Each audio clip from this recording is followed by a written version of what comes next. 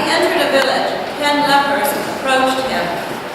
Keeping their distance, they called out, saying, "Jesus, Master, have mercy on us." When he saw them, he said to them, "Go and show yourselves to the priests." And they went, and they were made clean. Then one of them, when he saw that he was healed, turned back, praising God with a loud voice. He prostrated himself at Jesus' feet and thanked him. And he was a Samaritan. Then Jesus asked, "Were not 10 made clean? But the other 9, where are they? Was none of them found to return and give praise to God, except this foreigner?" Then Jesus said to him, "Get up and go on your way. Your faith has made you well." The Gospel of Christ. Praise to you, Lord Jesus Christ.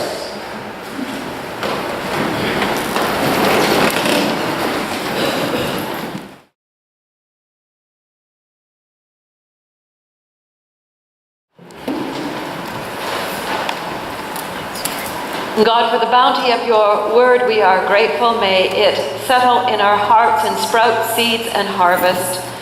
In Jesus' name, amen.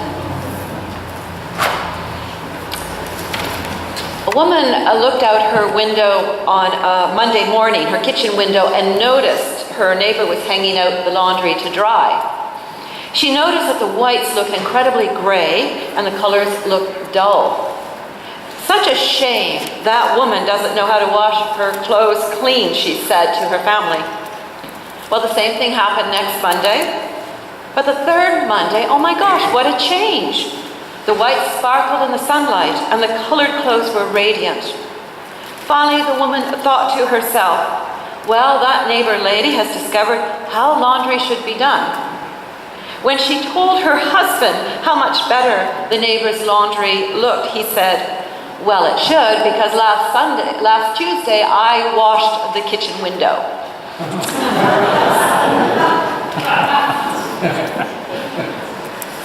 Grateful hearts have a similar impact on the way we look at others and what life brings to us.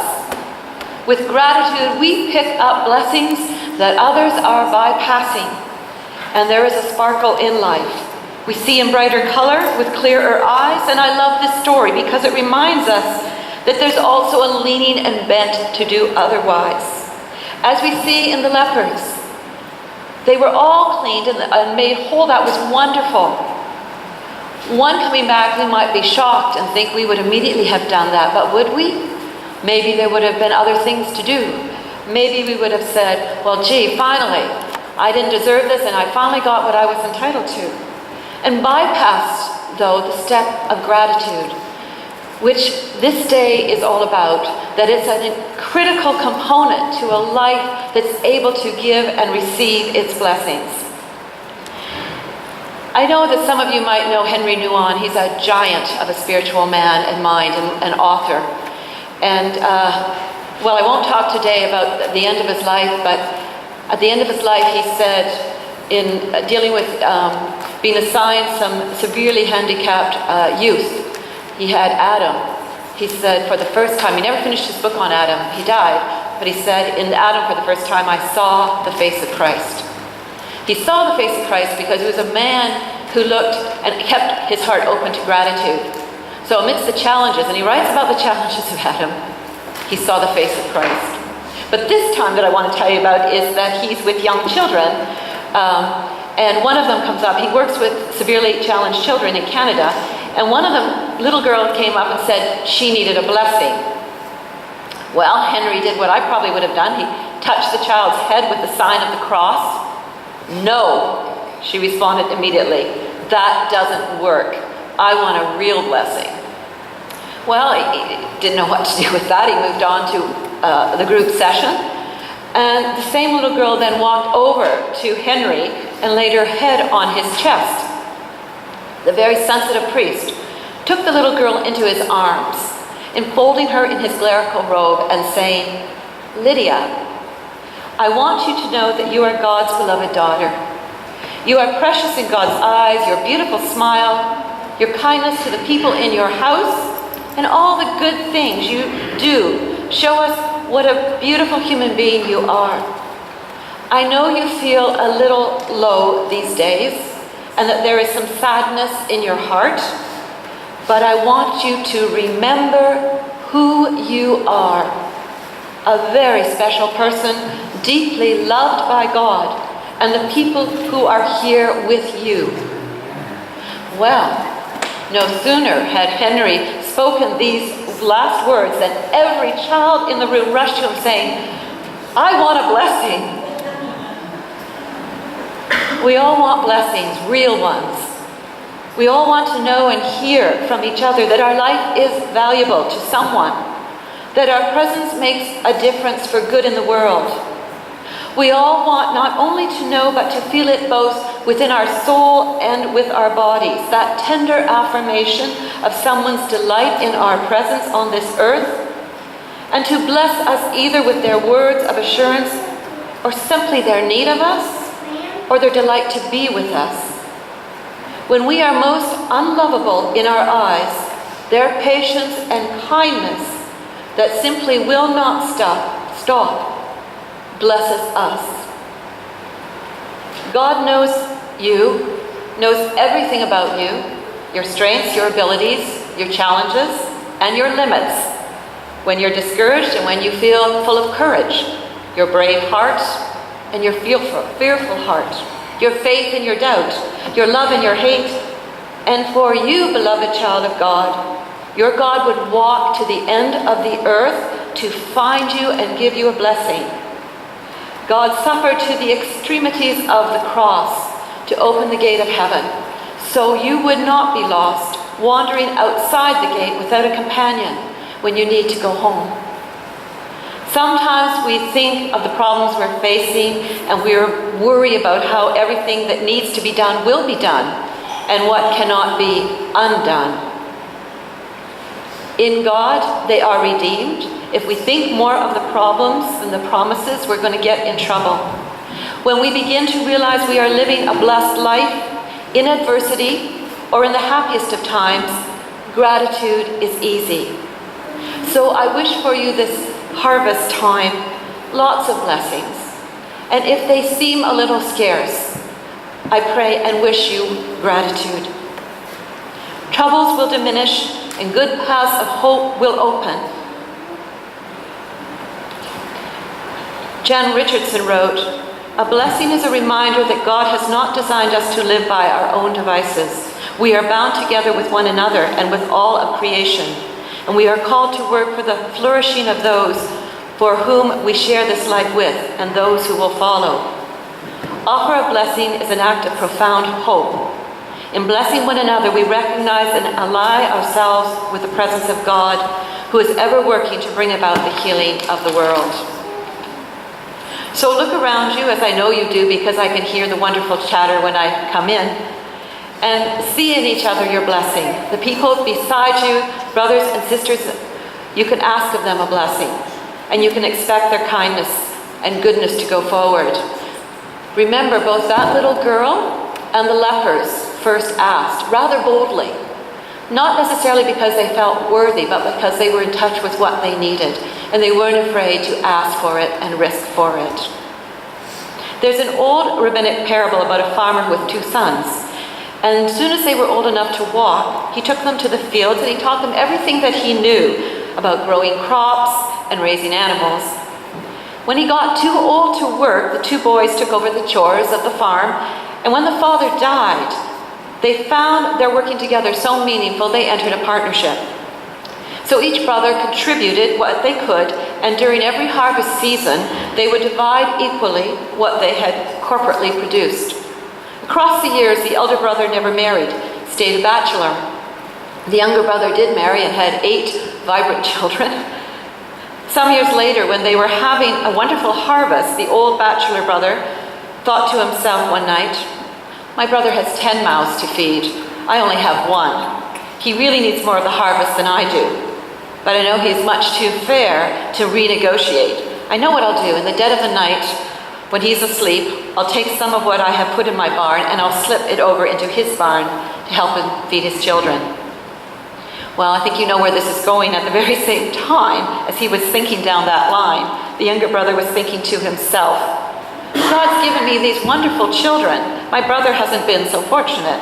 He really needs more of this harvest for his old age than I do. But I know him, he's much too fair. He'll never renegotiate. I know what I'll do in the dead of the night when he's asleep. I'll take some of what I put in my barn and slip it over into his.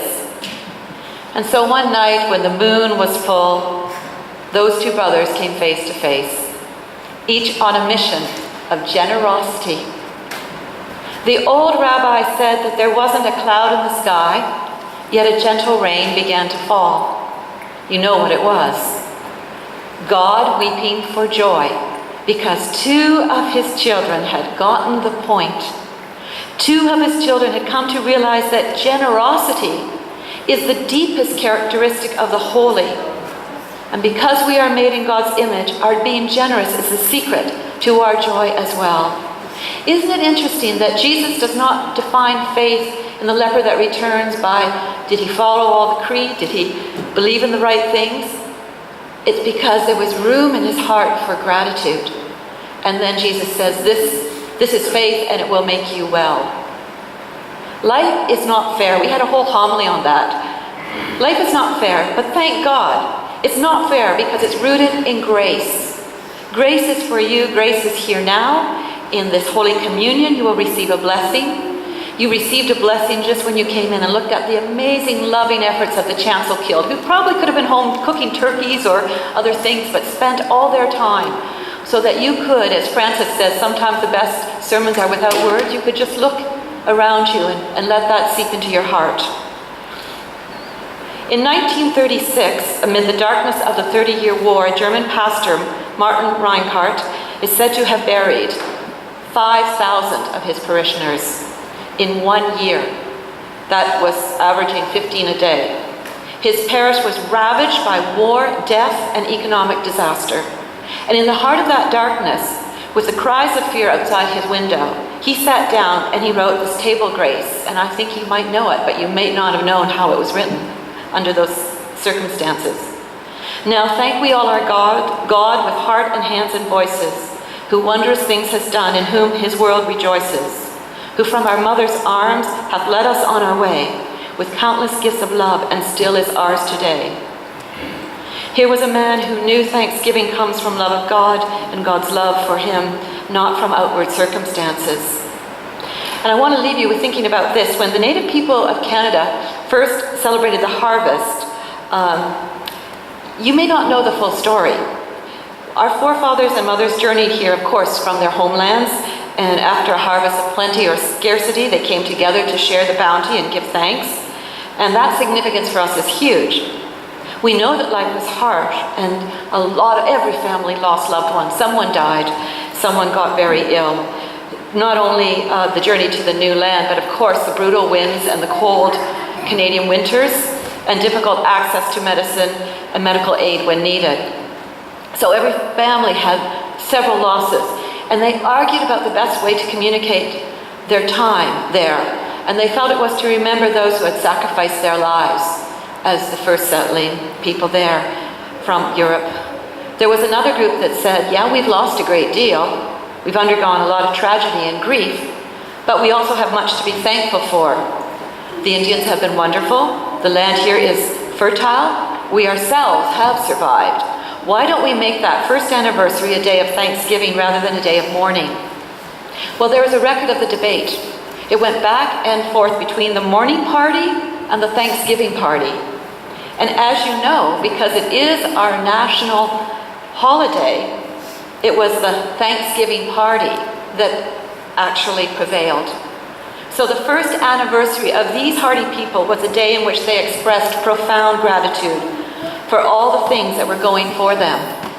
Historians have said that that simple decision to opt for gratitude rather than mourning may have been the most significant factor in giving those people the energy and the courage to meet the challenges that were yet to come.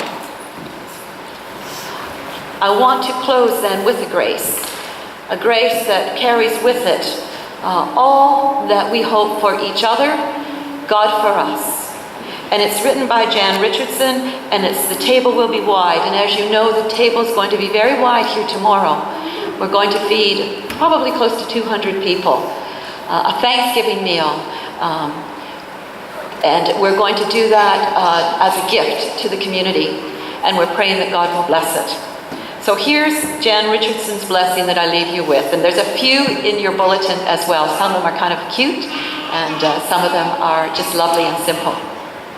She writes, it's about all our tables.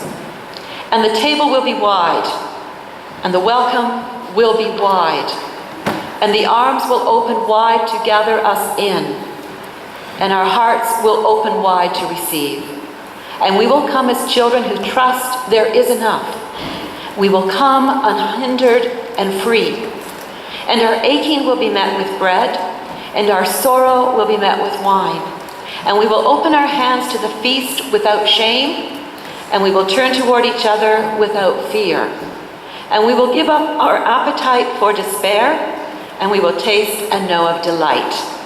And we will become bread for a hungering world, and we will become drink for those who thirst. And the blessed will become the blessing, and everywhere there will be feast." So may we go forth in this gift-laden world, beauty before us, beauty behind us, above and below us. Praise to the Creator, and give blessings. Amen.